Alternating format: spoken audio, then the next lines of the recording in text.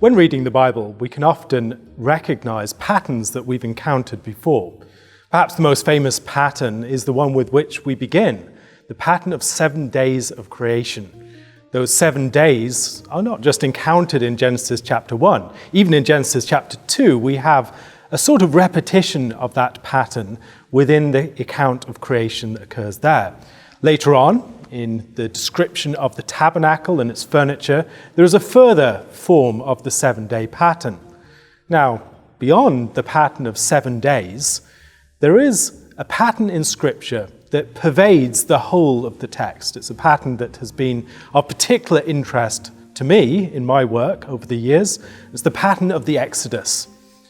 Read through the Bible from the very first pages to the very last, and this pattern covers its pages. Everywhere you go, you can see this theme of the Exodus playing out. I've often thought about this pattern as if it were a musical motif. You know, when you go to the cinema and you're watching a film and there's a motif, perhaps associated with a particular character or a particular place or a particular relationship. In Scripture, we have something like that in the story of the Exodus.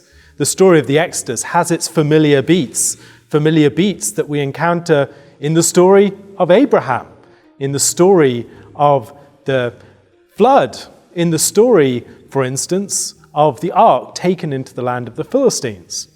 There are many other examples that could be mentioned, but this pattern of the Exodus is one that once we notice it, we can't help but constantly notice it. It's everywhere. I hope in the videos that follow to give you some instinct for this pattern. And I think a good place to begin is by observing some of the features that we'll often notice within this pattern. We'll notice, for instance, that it begins with a removal from the land. Maybe there's some threat, a famine, or some war, or some oppression within the land that leads people to flee to this other place for refuge. And yet that place of refuge can become a place of oppression, where some evil force, some satanic, serpentine force oppresses the people of God. In that context, the people of God might experience blessing and flourishing, even amidst the oppression. They might multiply and fill the land, as we see in the period prior to the Exodus, as Israel flourishes in the land of Goshen, multiplying so much that they become a threat to the Egyptians. Within the story of the Exodus, we have plagues brought upon the enemies of the people of God, as Pharaoh and his people are plagued, and Israel are eventually brought out with great gifts. This is something that we see elsewhere. I mentioned earlier the example of the ark taken into the land of the Philistines.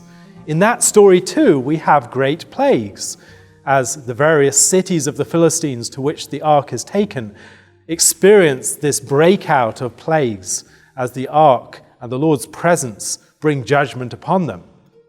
Now, next, we might see judgment upon the false gods. A great example in that story of the ark in the land of the Philistines is the humiliation of the god Dagon. I remember this as a child. It was one of my favorite stories. It has a pratfall as the false god is brought to bow within his own house.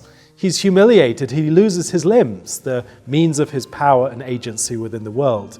The Lord proves his supremacy over the false gods. Going further, we might think about the ark being sent back to the land with many gifts. Not only did the people of God prosper in the land of their oppression, but in the Exodus pattern, we can see that it's followed by an exodus, a moving out, and being given great gifts. They spoil the Egyptians as they leave Egypt. As the ark is sent back from the land of the Philistines, it is sent with gifts. Now, after that, it arrives in the land, and there is a spying out of the land, perhaps. There's a settling in the land, there's the establishment of God's house. When we see this pattern of the Exodus, it is not always played out in every single one of these details. Think about when you're listening to a piece of music and there's a theme at the heart of the piece of music that occasionally you'll hear snatches of without hearing the whole thing being played out at each occasion. When we're listening through Scripture, the pattern of the Exodus will often be present, even if it's not present in every single one of those details. But being alert to those details, we'll be more equipped to notice it when it is.